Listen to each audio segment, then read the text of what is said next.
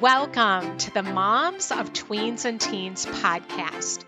If some days you doubt yourself and you don't know what you're doing, if you've ugly cried alone in your bedroom because you felt like you're failing, well, I just want you to know you're not alone and you have come to the right place.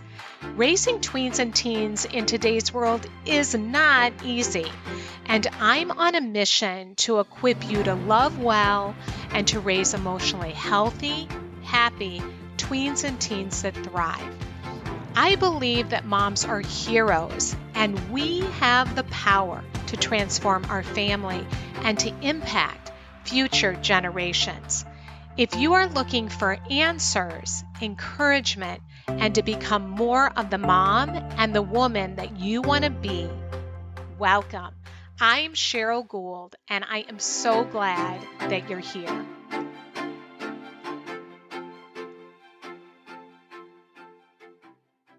Hi, friend. Welcome to the show today, and I am so glad that you're listening in. And I have a little announcement. I am leading a workshop tomorrow, January 17th at 12 noon Central, called Creating an Abundant Mom Life in 2024. And we're going to be talking about those things that suck your energy, what's depleting to you, what is life-giving, and I'm going to walk you through a series of really powerful questions. There's going to be a time of sharing. It is going to be so meaningful. We want to be intentional. We often don't slow down enough to ask ourselves really important questions like, what are my priorities? Am I living aligned with those priorities in my life? What do I want to focus on this year? What do I want to let go of? What do I want to create more of so that I can show up as my best self? And if you're listening to this after the workshop, don't worry, because you can access it on the YouTube channel. This is all free, and I'm going to provide it there, and you can just check out Moms of Tweens and Teens on the YouTube channel, and you can watch it there, or you can sign up for the newsletter that will be going out if it's before the workshop, and I'm going to be sending out a couple emails. So go on over to momsoftweensandteens.com and sign up for the newsletter, and you will find all kinds of amazing resources when you sign up for the newsletter. So today, this episode, I absolutely loved. I am talking with Jesse LeBeau. He is one of today's most highly sought after youth speakers and teen coaches, and his unlikely underdog story has inspired millions of teens through his speaking, best-selling books, and youth programs, and he is one of the world's premier basketball trick artists and is regularly featured on TV, film, and international tours. Jesse travels all around the country in his RV, speaking at schools to youth, and has a reality series called the LeBeau Show, where you can follow him around the country and see firsthand his significant impact on youth, particularly teens who are struggling.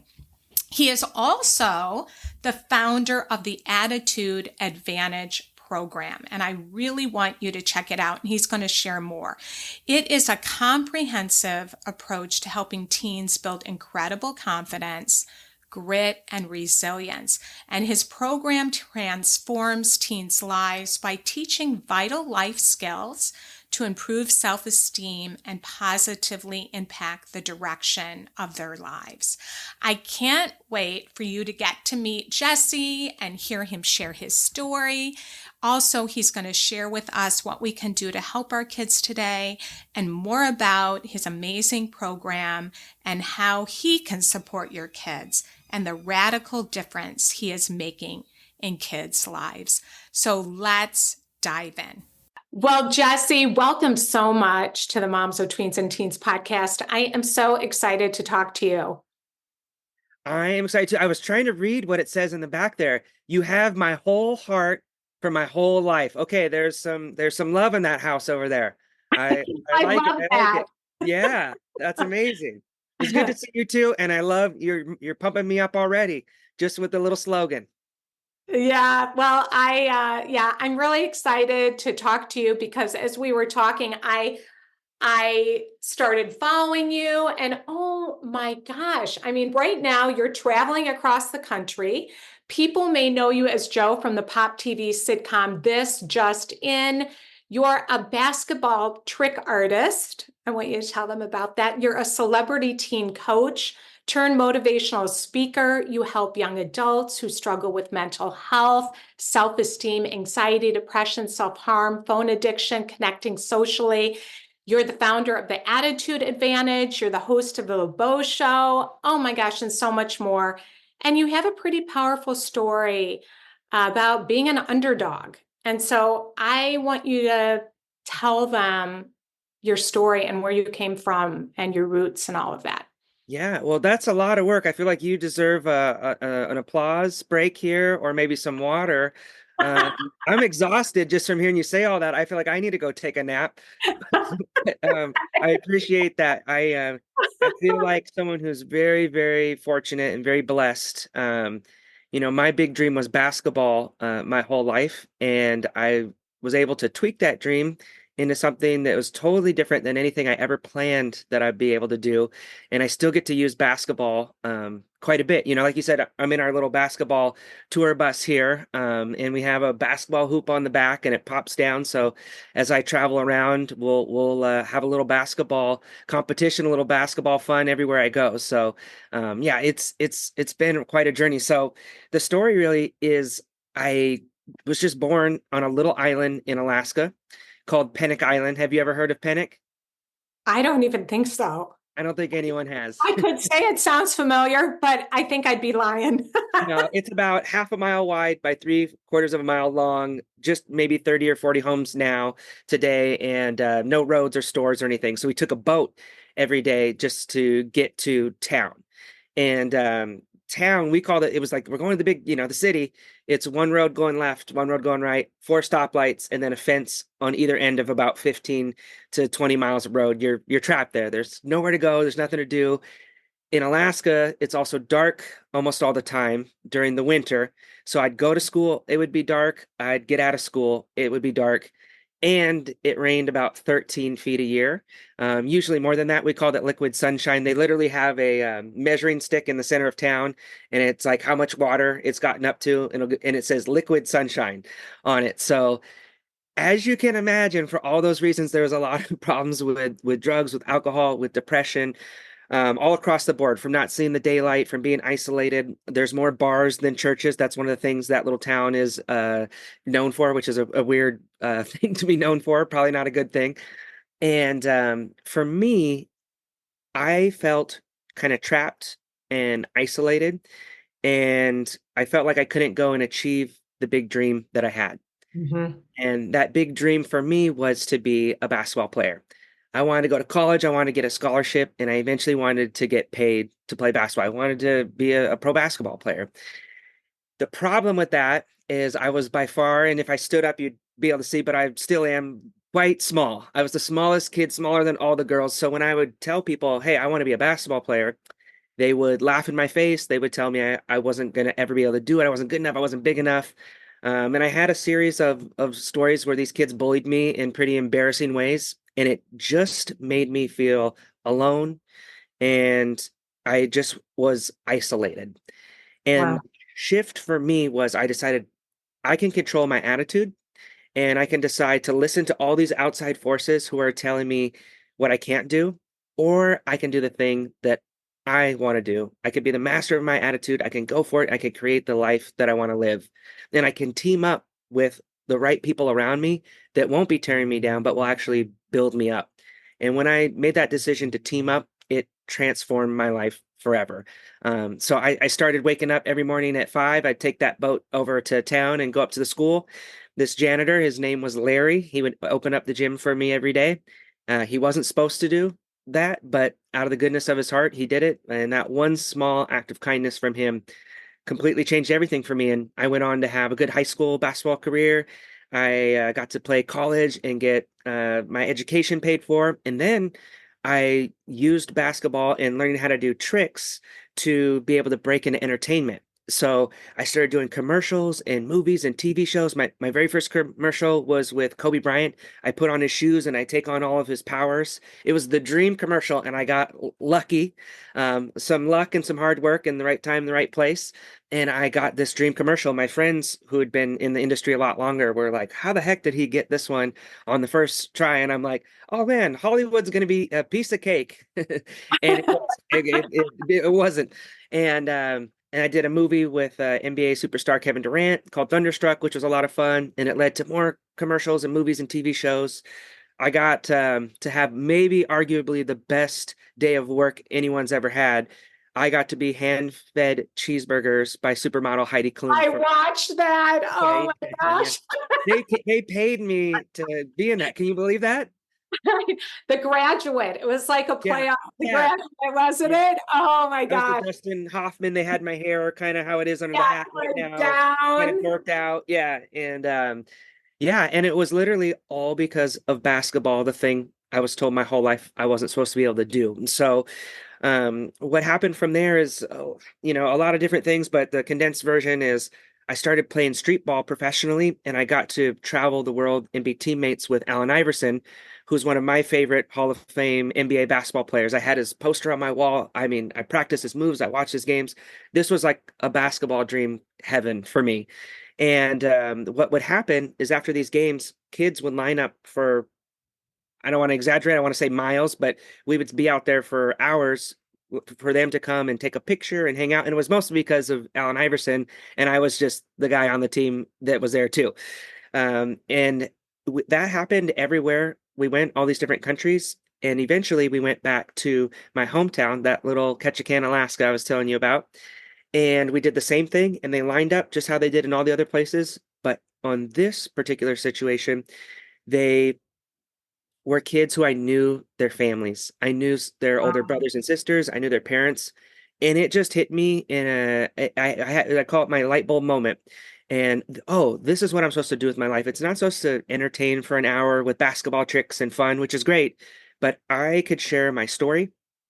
I could write a book, I could start speaking and do more than just dribble a basketball, but I could still use that as the hook to capture their attention. And that was that light bulb moment. I wrote it all down in the notes in my phone on the flight back to California when we left Ketchikan on Alaska Airlines. I remember very, very vividly.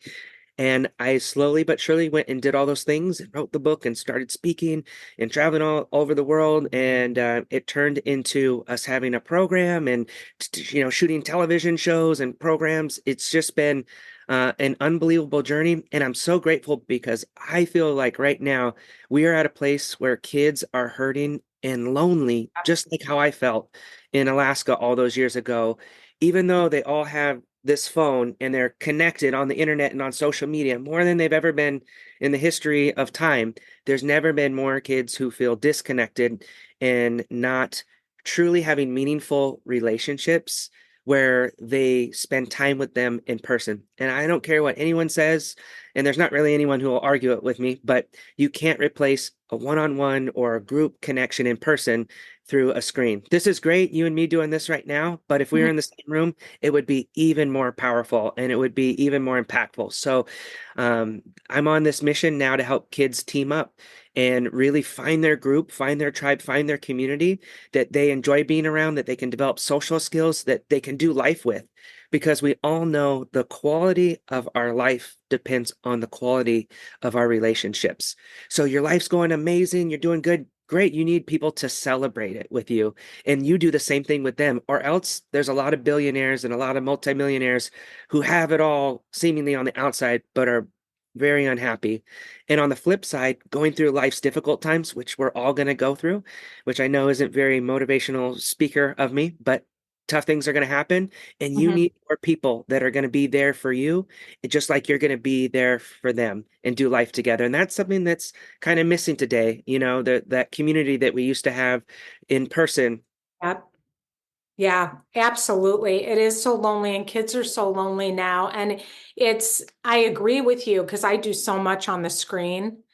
And I can get lonely and isolated because there's a different energy when you're with somebody. You're with skin on, and you're right there. And so being behind our phones, and then kids are comparing themselves and how many likes am I getting? And then, gosh, the way that the algorithms, I know that was a huge issue with the pandemic work and all the eating disorders that started up because they want to get healthy, but then they just start getting all this body stuff in their feeds, and that I don't measure up, to what I'm seeing. And then that creates even more, issues and lower self-esteem. You talk a lot about developing resilience, and you talk about the challenges. Our kids are having challenges and how to help them develop that grit and resilience. And that's what you really had to develop. Like you had to realize, like, I want more for myself. And what happened there? Like, where was the light bulb switch moment that activated that in you? Yeah, great question. And just to go off of something you said a little earlier, it is, I saw some research today that people are actually more depressed now than they were at the peak of COVID and during the pandemic. And it's because we got used to being isolated and now, like, I don't want to go to work anymore. I literally got off call this morning with a girl in our program who's not going to school, doesn't want to go to school. And we're getting that all the time, but then they're isolated and lonely now that the world has returned to quote unquote normal. But there, when you aren't connecting with people in real life, like you said, it takes a piece of your soul and your happiness. And we're meant to be around people, even though it's nice to curl up and watch Netflix and we have these screens all the time. There's just no replacing that. So, um, I love what you said there, and I know you have an amazing community of moms, and I'm really grateful to get to come and spend some time with you guys here today. So, as far as building that grit and that resilience piece, for me, my dad taught me a lot of lessons through sports. Mm, And so we would go and watch the older kids, whether it was Little League baseball or we had football later on, but mostly basketball, soccer, and baseball where I was. Which in Alaska, it's outside, there's snow, it's dirt, and not grass. It's a whole different ball game. But we would watch and we'd watch the best players and we'd see how did they respond, not when they hit the home run, not when they had the game-winning shot, but when they made mistakes, when they overthrew first base, when they struck out, when they dropped a pass. What did mm. they do in that moment? Did they blame the umpire? Did they cuss out the referee? Did they not hustle out to the field and high five their teammate? Because that is what defines. It's like that whole character, like, your character is what you're doing when nobody's watching. It's easy to have a good attitude when you're being the star, but how is your attitude during the hard times? That's when you really see what someone is made of. So I'm so thankful to my dad for teaching me the power of attitude through sports, but more importantly to carry over in life, which is more important than any sport. Because as much as we love our kids and we want them to all go be pro athletes, this many of them are actually ever going to go do that. And I see a lot of parents project that, and you're missing the whole boat completely if you're not working on these life lesson skills. So what kind of teammate are you going to be? What kind of attitude are you going to have when things don't go your way? What's your work ethic like? Are you blaming other people when things don't go your way? Is it the coach's fault or the weather or all these different things? That's the whole point you should be looking for in sports. And if you win some games along the way and you can get a scholarship or even go play professional, well, that's still just a small portion of your life. So you want to have those other things in order.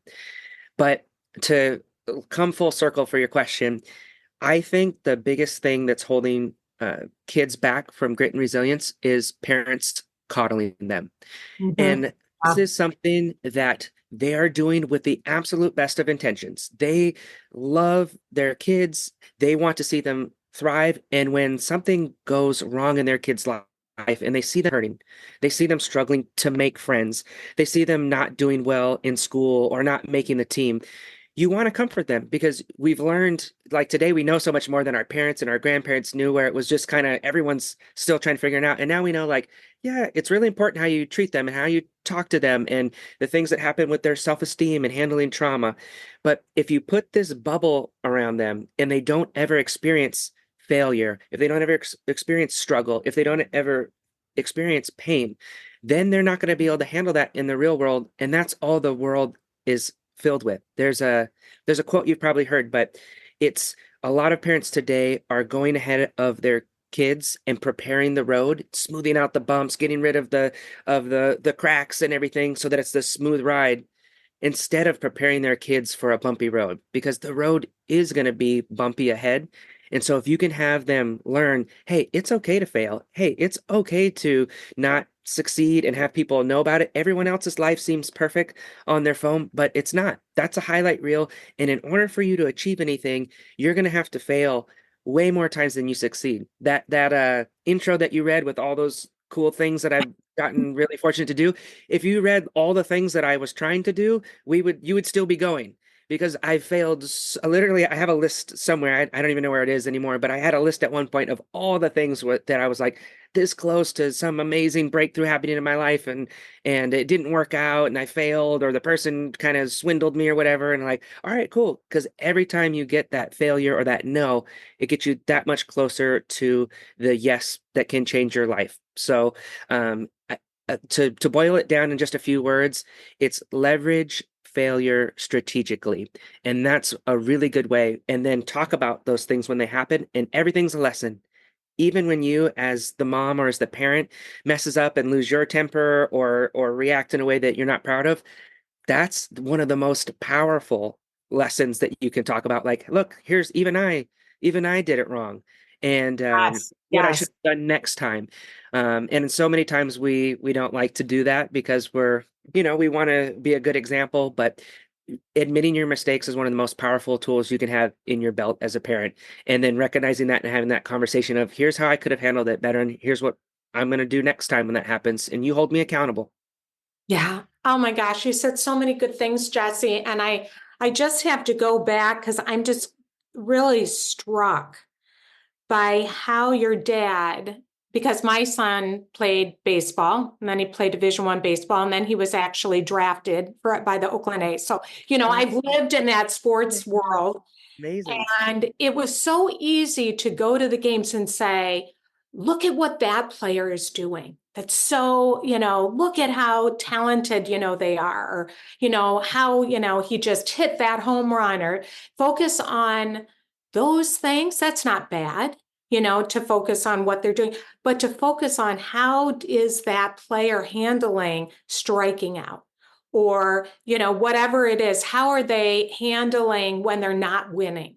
That if we focused more on that, developing that character in our kids, of like, oh, notice what that person's doing when they got that no, and wow, they were courageous to even go for it and to go after it, and they heard a no, but wow, they kept on going. Like, you heard a no and you had to keep on going. Yeah, that's that, and that is really the difference between someone that's playing at the highest level and someone who's just could be that far away from a multi-million dollar contract. Is a lot of times it's the mental, it's the mind game, right? Yes. So, and if you can get them to lean into the passions that they have. So for this son, it might be baseball. Okay, so what's the lessons that we can learn through baseball? Now, let's find people that are a good shining example, that are baseball centric and oriented. That is going to be something that he's interested in, he's passionate in, and it's going to come through to him, as opposed to maybe another kid who's into art or theater or all those things. So leaning into those things that they enjoy and then having that conversation, because that can make all the difference. For me with athletics, because I was smaller, I had to make less mistakes on the basketball court. And one of the things that I would see is that the people I'd play against would waste energy and focus blaming the referee, Uh, blaming the coach, the floor is wet. And when they would be wasting that time and energy, I'm like, oh, I have them now because I'm not going to do that. And I'm solely focused on this. And it gives me a little bit of an edge as an athlete. So to that kind of thing carry over in life and be like, all right, find those people who are great examples. And, I feel like it can be difficult to find mentors. And a lot of times kids are drawn to these people who are maybe famous or maybe have a big following, which is famous to kids now if you got a blue check and all those things. But helping them locate like, all right, how is this going to translate to your life? Because you can go and watch 8 hours a day of other kids playing video games, and that's probably not the best use of your time. And if you can work on that time management as a piece of that as well, I think that's huge. Yeah. And I think comparison can get in the way of the dreams too, because they see so much this influencer, this person doing this, and they're so much better than me versus, I'm going to go for it and I want to live out my dreams and what I aspire to, Yeah. I think that can affect them negatively too, because they're seeing so much Yeah. out there and comparing themselves. Um, Yeah. Oh, go ahead. I well, I want to hear what you have to say, but you have a program that you've developed, Yeah. and I want you to share about that, the Attitude Advantage, and when you started that, and you're mentoring. I looked at your site. You have so many people that are sharing their testimonials, how their lives are changing and their kids' lives are changing. So tell us about that. Yeah, oh, thank you for that. Yeah, it's those are the things along the way, along your journey that just it makes everything just so like this is why we're doing this. And when you get that feedback from parents and kids and educators and that kind of thing, but I wanted to say before that, I'm with you 1000%. I heard someone say this, I can't remember who it was, but I want to give credit that it wasn't my original thought. That I think just like with cigarettes, where there's a Surgeon General warning, they're going to come up with the same thing when it comes to social media and the internet. Because I'm seeing it just absolutely devastate kids' lives. I spent the last couple years, I would do about 10 to 15 calls with moms every single day. So I would hear these same patterns of issues that kids are going through over and over. And I don't have to be a rocket scientist or Tony Robbins just to recognize simple patterns of like, okay, this is really what's going on. And that's something I'm actually working on now is what is that relationship with kids and their phone, and how can we keep it from absolutely stealing their innocence, from putting them in danger? Like literally every week I talk to a different parent whose they've been tried to be groomed by an older person who's pretending to be someone else, and they're talking through Snapchat or one of the different apps. So it's really scary. It's really serious. And I think the difficult thing that saddens my heart is as parents, a lot of times it's like, well, how do I not let my kid have the phone or have a limited use of the phone when literally every other kid on the planet does? And my thought on this is, what would your response be if you said, well, every other kid is doing drugs, or every other kid is robbing banks, or every other kid is depressed, anxious, self-harming, and having all these other different mental health issues when it comes to this epidemic of loneliness and all these things? Well, you wouldn't want any of those things. So, and that's what's happening. So it's hard either way, and it can be hard having your kid go through the eating disorder because they're influenced by the things they were seeing on TikTok during the pandemic, like you mentioned. Or it can be hard battling heads saying, hey, I know this isn't easy. I know this isn't what you necessarily want to do, but I'm doing this because I love you. And I don't want to prepare the road ahead of you. You need to develop the skills and you need to figure this out on yourself so you can limit your time and how you're going to interface with it. But if you don't have those systems in place, and that's what I'm putting together of exactly what that can look like for each kid and parent, you don't stand a chance. To what you said earlier of comparing yourself, I, as a grown adult person who'd been on TV a lot and had some success and accolades and those types of things, I couldn't handle it. I would look at things and I'd be like, how come he got that TV show and has a million followers? I worked harder and deserve it more, and I'm better looking and funnier, and you know what I mean, and all the things I'm trying to make myself feel better, right? And if I, as a adult who's pretty grounded in who they are and been through tough times and had good times, how is a kid who hasn't had any life experience able to do that. So I think you're totally on the money, and it's a definitely a tough one. It's easier said than done, but there are steps that can be taken to do that. So I just love that you said that. As far as the program, we have an amazing program, and it started with me going and speaking over the last 10 years, and I've got to speak to over 1 million kids live on stages, middle school, high schools, youth conferences. That's my sweet spot. I have so much fun. I still do about 4 or 5 a month all over the country. And next time I come to Chicago, I'm gonna call you and make Yes, you come. please. That would be really fun. Um, but the frustration with that model of what I was doing is I go there, they're all excited, they line up, they want to take a picture. I could show you videos, hours of them crying and talking about the most horrible things you can imagine that kids go through. And it's all because I was vulnerable and shared my underdog story and me getting bullied and the hard things that connects and shows them humanity. But I would leave and I'd go to the next town or I'd go home. And how many of these kids actually followed through or even knew how to make a SMART goal, how to execute it, how to surround themselves with great people? So I got frustrated after a while because I felt like, oh yeah, they're all excited. They all write a comment on online. They might send a really nice message, but how do we actually help them make that change? And so that's what the program was born out of. And we work with them. We have a school version of the program that they do as a curriculum, and then we have one that parents come to us, and whether their kid is struggling in whatever area or they're just trying to excel and get that that scholarship to get that D1 baseball time and go on to the pros, with people like our mutual friend, Dr. E, who's a sports psychologist. I'm just the fun guy who comes in. Like this morning, I had a first session with a girl, and I'm like, "You've done therapy." Like halfway through it, I was like, "You've done some therapy and some counseling, right?" And she's like, "Yeah." I'm like, "This isn't anything like that, is it?" She's like, "No." She was laughing, where she's showing me animals on her ranch, and we're having a good time because what we do is we develop a friendship, a relationship, and all anyone, kid or adult, wants is to be seen, heard, and genuinely cared about. And that's the same thing with speaking. When you go up and you just are genuinely mean what you're saying, it makes all the difference. And then I brought awesome people who are way smarter than me, have way more credentials to do the one-on-one coaching and teaching these different things. And we just work them through these different life lessons. And some of them I've touched on. The big one's attitude and surrounding yourself with amazing people and forgiveness, all the things that we don't really learn in school, but we really need as people to be successful and happy and navigate this difficult thing called life.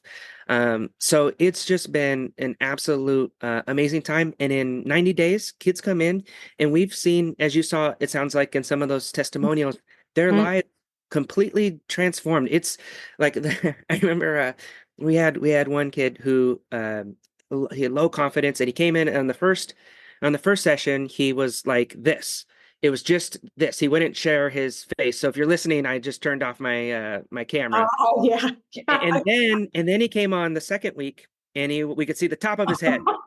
And then the next week we saw his forehead, and then the week after that, his eyebrows, and we got to his nose, and it was like, "Hey, you're a good-looking dude, man. We need you to show your face." And by the end of that 90 days, not only could he show his face, he made the basketball team. He had a new group of friends. We would be on our group call, and he would be texting and kind of laughing, be like, "Hey, you're not paying attention. What are you doing?" And he'd be like, "Oh, one of my friends just said something hilarious."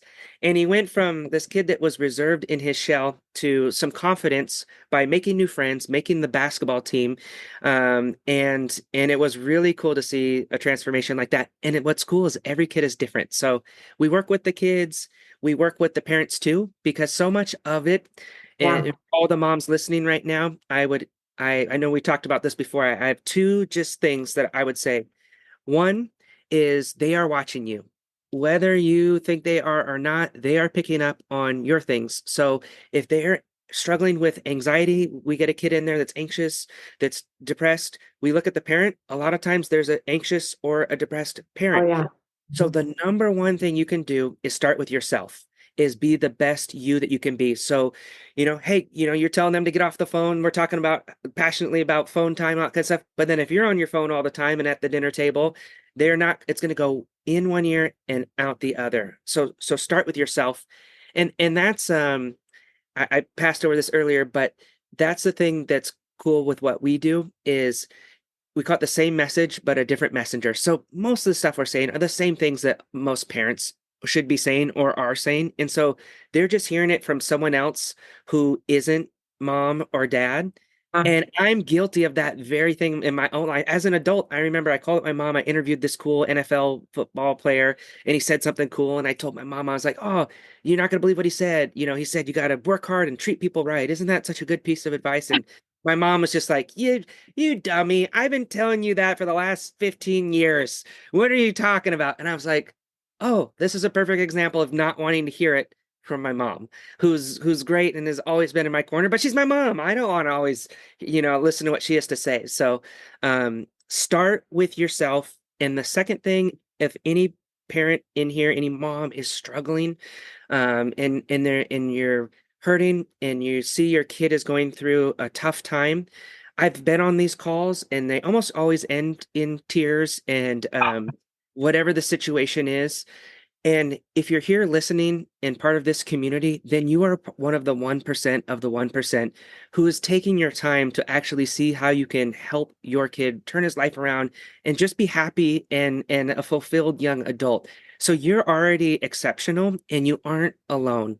You aren't alone in this. So many people are struggling before the pandemic and even more after going through this. It's a difficult time. And if you can just offer yourself a little bit of grace, whether Yeah. you're a kid that requires a lot because he's on the autistic spectrum or whatever it is, just a kid's having trouble connecting or getting bullied, you aren't the only one doing this. You're doing the best you can, and things can definitely get better.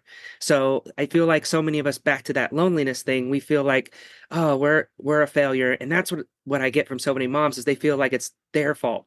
But it's hard. It's hard to be a mom. It's hard to be a teenager. It's hard just to be a human person and manage all these things that are going on in life. So that would be my little encouraging word to any mom who finds herself in that situation who's listening. Ah, so good. Yeah, I agree with you. And I think moms, that's one of the things we can be so hard on ourselves, but then that actually feeds us trying to do more because we feel like we're not doing enough because our kid might be struggling and then we're hard on ourselves and we think we must be doing it wrong versus this is just part of the journey that our kids have to go through. So I love that you said that because whoever's listening, and the moms that are in my community as well, like I always tell that to them too. You are here, you're showing up, you want to learn, you want to grow in order to support your kids more. And that's huge. And you're modeling that, wanting to learn and grow for your kid. And that does speak volumes to our kids when they see us trying to learn and grow and yeah, That's not big. on our phones That's all really the big. time, whatever that looks like, you Yeah, know? yeah, So, 100%. Yeah. yeah.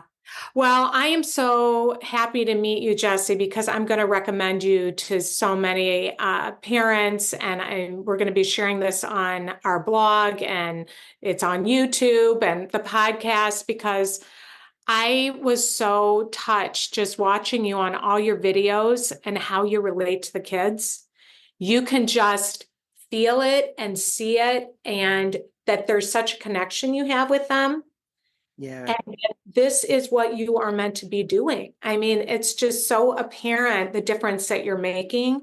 And I just want to thank you and thank you for taking it to the next level because you saw that, gosh, I go and I speak to these kids, but there's a much bigger need out there. And you want to serve and you want to help our youth and help parents. And so I love what you're doing. And I want you to share where they can find you. You also have a non-for-profit that we didn't talk about. You have your podcast. So just Yeah. let them know all the different ways that they connect with you. Well, thank you for that. I feel the same way about you, and thank you for letting me be on your platform and connecting with everyone. And I'd love to help in any way that I can. So, um, You said about that's really cool because I feel the same way. When you find your thing, when you find your why and you find your passion, it completely 180s the way you show up in the world. And I found the more fun I'm having with the kids, whether it's on stage or in smaller settings, the more fun it is for everyone. And I didn't it took a while to kind of figure that out. And now it's like, all right, like let's just go and have a blast. And that's how you get to them to connect and open up and all those things. So I get this question. So we put together a site. It's the attitudeadvantage.com and then /welcome. And on that page, they can subscribe to the podcast. They can join our Facebook community. I go live in there once a week with different experts, with people like yourself, and just let them share all their tips, all free, all of that. We have the teen program, the school program, me speaking, a bunch of different things on there. So the attitudeadvantage.com/welcome is the best place to go check out, and you can get lost in the rabbit hole there for a long time. So I'll put that warning out there up front. And it's a good rabbit hole, everybody, because I was so inspired. So, Amazing. Amazing. Yay. Well, I'm so glad that we did this. Even though it was through a screen, we're gonna have to do one in the future in person. Either you in Scottsdale or me out in Illinois. I would love that. Absolutely. So we'll do that. And I would love to come on your show too. I would be more than happy to do that and Let's talk do to the parents. So we it. will do it. Yay. Yay. Awesome. Well, thank you, friend, for hanging out with me. And if you have not signed up for our newsletter, I really encourage you to do that. I share so many wonderful resources and articles, and we have some really exciting things that are going to be coming up that I want you to be a part of. So I want to make sure that you go to momsoftweensandteens.com and sign up for our newsletter. It will be so worth your time. So thank you again for joining me, and have a great week, and I will see you back here next time.